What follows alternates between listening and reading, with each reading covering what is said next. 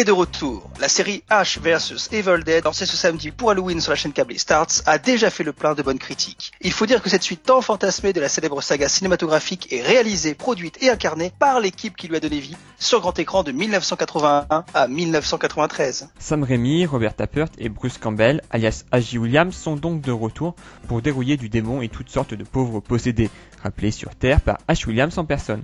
Car oui, il ne faut pas lire une Necronomicon et consommer des stupéfiants. Bref, dépité, notre héros demeure l'élu, le seul capable de renvoyer le mal en enfer et de protéger Kelly et Pablo, deux de ses collègues vendeurs, embarqués dans sa chevauchée cinglante. Il doit en même temps échapper à l'enquête d'une flic nommée Amanda. Deep Purple crache dans les enceintes, les têtes volent, le sang gicle par les trantiers, c'est du bonheur pour les critiques. À l'image de son héros, la série est un énorme divertissement où chaque scène horrifique est un régal d'inventivité. Hache, tronçonneuse accrochée au bras est tout simplement épique. Et tout comme lui, on se sent groovy.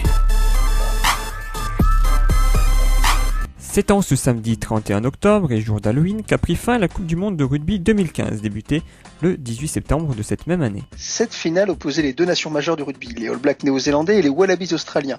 Et c'est la Nouvelle-Zélande qui a conservé son titre mondial, le troisième en tout sur le score de 34-17. C'est l'ouvreur Dan Carter qui a marqué 19 des 34 points néo-zélandais et qui a été élu homme du match de cette finale. Il a d'ailleurs même été élu joueur du monde 2015. Trois éléments majeurs à retenir dans cette Coupe du Monde, la suprématie des pays de l'hémisphère sud, l'essor des jeunes équipes comme l'Argentine et le Japon, et la débâcle des pays d'hémisphère nord comme la France et l'Angleterre. Le fromage rendrait-il accro ? C'est une étude de l'université du Michigan qui soulève la question. Pourtant, cette étude américaine sème le trouble, car elle mettra en évidence le pouvoir d'addiction du fromage. En effet, la caséine présente dans les produits laitiers activerait dans le cerveau des récepteurs liés à la dépendance. Bien sûr, cette étude ne se base que sur le ressenti des 500 étudiants interrogés, et on peut dire que les Américains démontrent ainsi, encore une fois, leur perméabilité aux produits européens. Souvenons-nous des études de nocivité et des interdictions du Roquefort, du Gouda, du Paillet ou du Kinder Surprise. Alors que nous profiterons bientôt, grâce à nos chers politiques et du marché transatlantique, des bienfaits nutritionnels du maïs OGM Monsanto, du poulet à la javel, du fromage aseptisé et du bon steak aux hormones made in USA. Miam miam. Ouais, ben vive le fromage qui pue. Hé, sire, on en a gros. Oui, on en a gros. Depuis que la diffusion du livre 6 de Kaamelott en 2009 est finie, Sir Astier évoquait une suite au cinéma. Alors oui, non, Sbradar-Aljan ? Depuis, plus de 5 ans ont passé. On pensait le projet mort et enterré. Comme une politique de l'autruche qui court vite. Ouais, c'est pas faux. Mais cette nuit, Astier a exprimé son envie de reprendre Kaamelott là où elle s'était arrêtée. C'est lors d'une émission sur France Inter que Sir Astier a évoqué rapidement la chose. Je me retrouve avec Kaamelott dans la situation que j'avais désirée, a-t-il déclaré. Ce n'est pas grand-chose, mais cela suffit à donner de l'espoir aux fans, qui attendent bon gré mal gré pour arriver sur la fin. En tout cas, maintenant que la bataille autour des droits de la série est terminée, il a gagné le tour et peut chanter Slooby, en passant à la suite. Bah oui, mais c'est quoi la suite déjà ? Bah le Graal. La pierre incandescente ?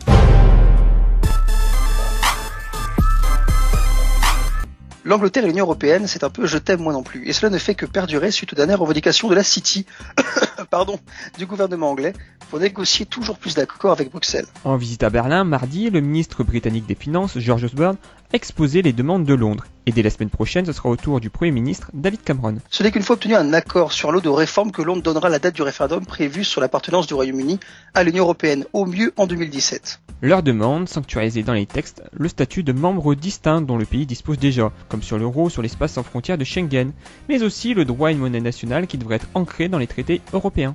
Encore une fois, ces attitudes annoncent potentiellement une grande restructuration à venir de l'Union Européenne, voire la fin pour les plus pessimistes. L'Angleterre n'a eu de cesse que de transformer l'Union Européenne depuis son entrée. Langue officielle, marché européen libéral, l'alignement vers les Américains. Maintenant qu'elle a réussi, elle peut repartir de son côté. Et on se demande pourquoi De Gaulle avait mis son veto.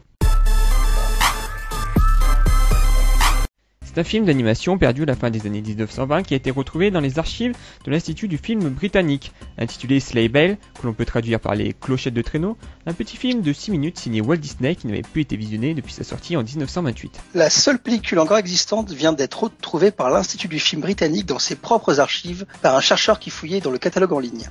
Le film sera diffusé en première mondiale le 12 décembre 2015 à Londres.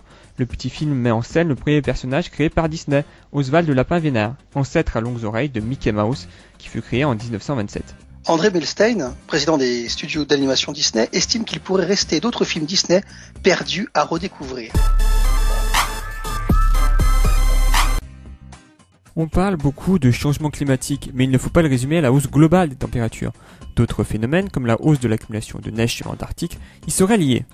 Si cette relation de cause à effet ne semble pas évidente, l'étude parue dans Geophysical Research Letters, la revue de l'Union américaine de géophysique, montre que ce phénomène serait expliqué par la hausse de la température des océans et donc de leur évaporation. En effet, l'accumulation de neige sur l'Antarctique a augmenté de 30% entre 1900 et 2010, un accroissement inhabituel selon l'ISTOMA, glaciologue du British Antarctic Survey.